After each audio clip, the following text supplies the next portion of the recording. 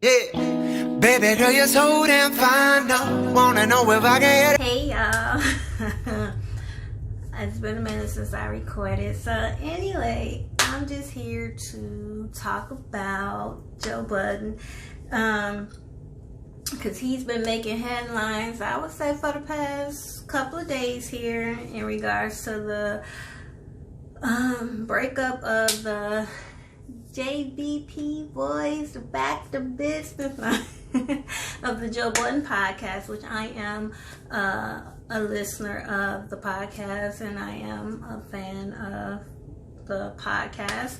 And so he's been in the headlines due to firing Rory and Mal, and I guess about how he did that. And now today, one of his ex-employees has come out and accused him of inappropriate behavior, quote unquote, sexual harassment. And so I did just want to come in and just have a dialogue about that. So she put out a video. I think she said it happened back in January. She had the date, the timestamp, I can't talk, y'all. It's been a minute since I recorded, but she had a timestamp of all the inappropriate things that Joe said that made her feel uncomfortable. And I didn't watch all of the podcasts because I tried to listen to the podcast. I really wasn't that interested in the women on that podcast, so I've never really watched that particular podcast. But I did watch the scenes in the video when it was recorded of what took place. And so I'm not here to stand for Joe or to try to discredit Olivia. But what I would say is we as women, we have to start speaking up if what someone is saying to us makes us uncomfortable. Because if we sit there and we don't speak up and we engage in the behavior with the person that is making us uncomfortable, and we're laughing along with everyone else in the room, because I watched it, everyone in the room was joking when he was making the comments, which I do believe, in all honesty, he didn't mean any harm in what he was doing.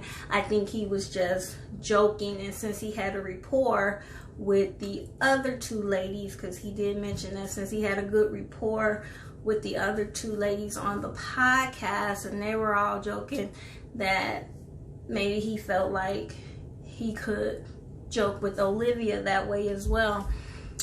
So in the clips, when he was flirting with her, she was laughing. She did not say that what he was saying was uncomfortable or that she didn't like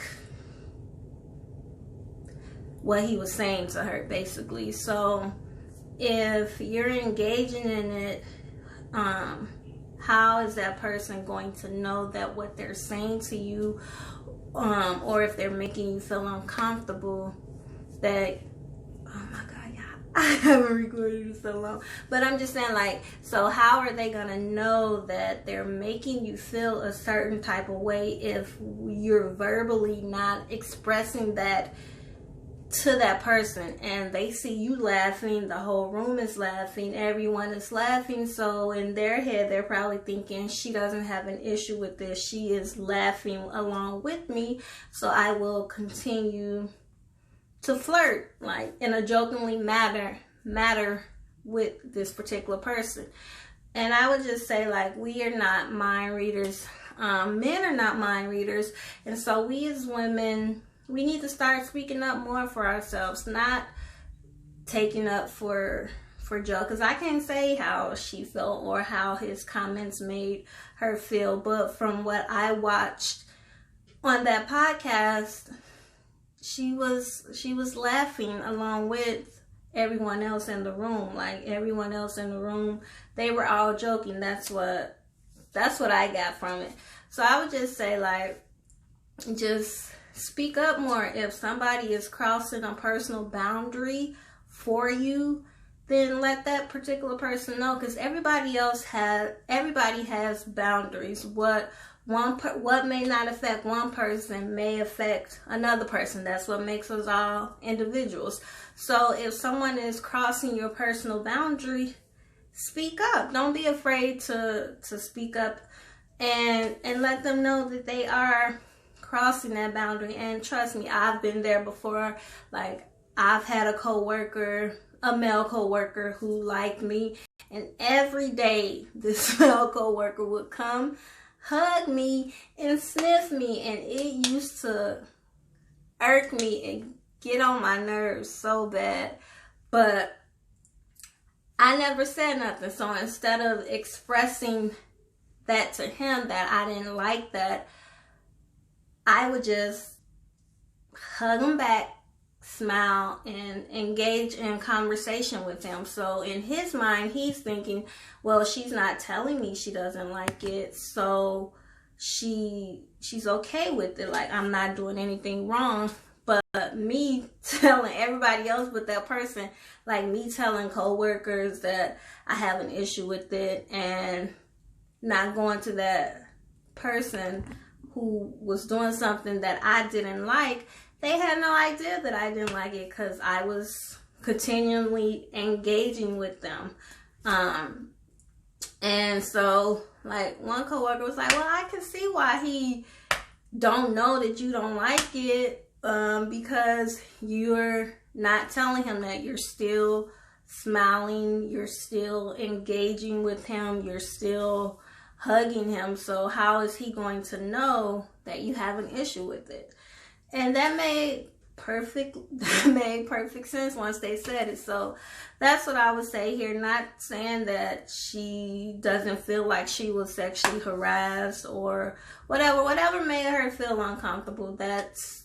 You can't tell someone what makes them feel comfortable and what doesn't make them feel comfortable. My only thing is, speak up on it. Don't wait until after.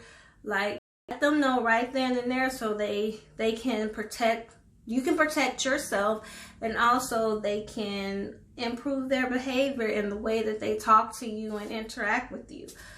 So that's what I would say about that. Do I think this is a smear campaign to take Joe Budden down? I personally believe so. And the reason why I say that is because of the media attention that he's been getting from the firing of Rory and Mom, which I think is justified. Could he have went about it in a different way? Maybe, but he's Joe Budden. Like, you can't get mad at how somebody chooses to express themselves. So, but on top of the firing with that, then she comes out with the sexual harassment thing. And the reason why I believe that it's a part of a smear campaign is because the timing, and also something that she said in that video when she posted it on Instagram. She specifically said why she's coming out speaking up for women or for other people, to let them know that that's not a good work environment. Like, basically working for him is not a good choice, or it's not a good environment for you to go work with the Joe Budden network. And so if you're there for sexual harassment, why would you need to put that in your statement as to why you're coming out? Part of the smear campaign. They want to take Joe Budden down. They want to ruin his network. And since it kind of fell with Rory and Mal, they weren't that successful with taking down the podcast with those two. Now they're going to bring out Olivia with the sexual harassment claims to help further make Joe Budden look bad. So that's what I personally think. I could be wrong, but logically, that's what I think. If you just listen to what people say, just listen to what they say. Listen twice, speak once. So if you just listen, you will see what people's intentions are if you just listen to them talk. And so listening to Olivia talk, her intention there is to ruin Joe Budden's network and to steer other podcasters or other people from working with him and signing to his network. That's what I got from it. Not bashing her, not discrediting her, none of that. Simply going by what I saw on the podcast, simply what she expressed when she brought it to social media. That's the outcome that I'm getting. She is part of the smear campaign to try to take down Joe Budden. Will this take him down? I don't know. I hope not. Joe, his career is everything that was made to tear that man down. He's took those bricks, took those stones, and built his own brand and did what he needed to do. So I'm not trying to bash another black man or any of that stuff. I mean, some people don't have some people are not able to read social clues. They're not able to tap into social clues, and I think it's a name for it. I'll have to Google it later. But some people are just not tuned into that. And I know some people say he's a narcissist and all this other stuff. Maybe. I don't know Joe Budden personally. But I do like his personality. And that's all I would say with my experience. And some people would say my experience was sexual harassment at the workplace. But this person, they liked me and they thought I was receptive of their flirting and their come-ons to me.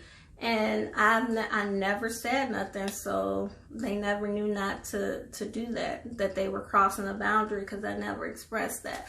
So I would just say that we as women, we need to just speak up more. Like, people, like I said before, people are not mind readers. So unless we stand up for ourselves and let somebody know that they are crossing a boundary, they won't know. And could that issue have been resolved? I believe so, if she would have just spoke to Joe and let him know, like, what you're saying to me is making me uncomfortable. Could you please stop? Could we not post that podcast? Could we not air that? You know what I mean? Like, communication. If people learn how to communicate better, then I think they could have came to an understanding where she didn't have to quit the show and that episode didn't have to air if she was embarrassed and now it's on the internet forever. But if you don't speak up, you don't communicate, like that old saying goes, closed mouths don't get fed. Same thing with the relationship between Rory and Mom. They, in their interview, they kept saying they had doubts, but since this is my man, I'm going to just keep on going, keep pushing for it. No, if you have an issue, speak on it. That man is doing different jobs. He's on State of the Culture. Like, he's doing a million different things. So if his mindset is on getting to the bag and building his empire, he's not going to be thinking about, like, am I being a bad friend, and am I doing something to hurt my friends or hurt the relationship that I have with my friends? He's just like, I got to get to the bag. We got to build this network. I'm trying to get this deal for us. So communication, if they would have communicated with each other, then I think that relationship could have been resolved as well, and they all could have still been friends. But do I agree with the Joe Budden takedown? No. I don't agree with the hate train or the smear campaign. Like I said, I root for the underdog. And right now, Joe Budden is the underdog. So I am rooting for him. And like I said, you don't have to agree with my opinion. That's why my opinion is my opinion. Your opinion is your opinion. So we're all individuals. We gonna agree to disagree. But am I going to stop watching the Joe Budden podcast? No. Am I still going to support the Joe Budden network? Yes, I support any black man that's getting it out the mud and thinking to secure his legacy and the legacy for his kids. So, no, I ain't going to have a problem with that. And no, I'm not going to try to bring another black man down. Like I said, if we learn to communicate with each other, we can work with each other. I mean, I don't see Joe as a malicious person that he would intentionally go out of his way to make Olivia feel uncomfortable or intentionally go out and embarrass her. I don't get those vibes from him, but hey, who am I? I'm just a spectator. But yeah, I like Joe Budden, so I did just want to come back and do this video. But yeah. If you like this video, like, comment, and subscribe. If you disagree with what I believe in or what I think, like, comment, and subscribe. Share this video. Thank you for tuning in. Peace. Yeah, baby girl, you're so damn fine. No, wanna know if I can.